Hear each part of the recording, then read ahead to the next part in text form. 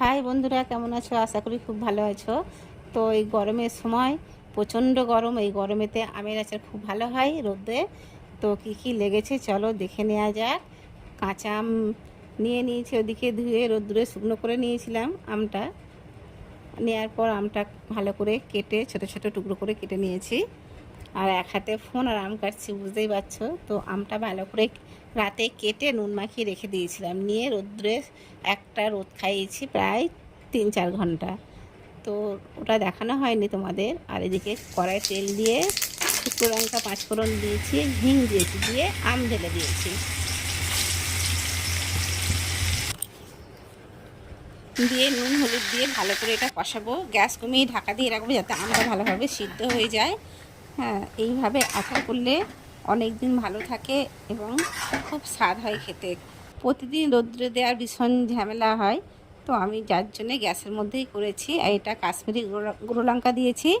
আর এদিকে মশলা আমি অন্যদিন বানিয়ে রেখেছিলাম, ওই জন্য দেখানো হয়নি তোমাদের।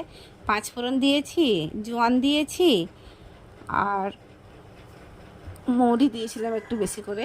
তো এইটা আমি কড়ার মধ্যে একটু শুকনো কড়াই নেড়ে একটু পাউডার, খুব পাউডার না, আধ পেশা করে রেখেছিলাম, ওই মশলাটাও আমি দিয়ে দিয়েছি। বেশ মোটামুটি হয়ে এসছে। আর একটু তেলের ভাগটা বেশি লাগে।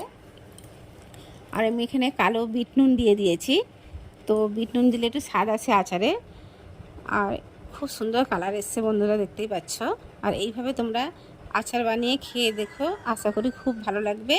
আর আমি একটু ভিনিগার দিয়ে দিয়েছিলাম, ওটা দেখানো হয়নি তোমাদের। আর এটা তুলসী পাতা দিয়ে দিলাম। তুলসী পাতা দেওয়ার কারণ হচ্ছে তুলসী পাতা খুবই ভালো শরীরের পক্ষে খাওয়া, আর অ্যান্টিবায়োটিক এটা।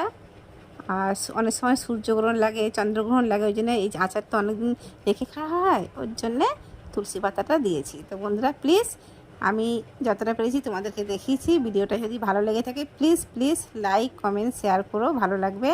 এবং জারে তোলার পর একটু বিট নুন দিয়ে রাখলে ওপরে ছাতা ধরে না আচারটা। তো চলো বন্ধুরা, সুস্থ থেকো, ভালো থেকো।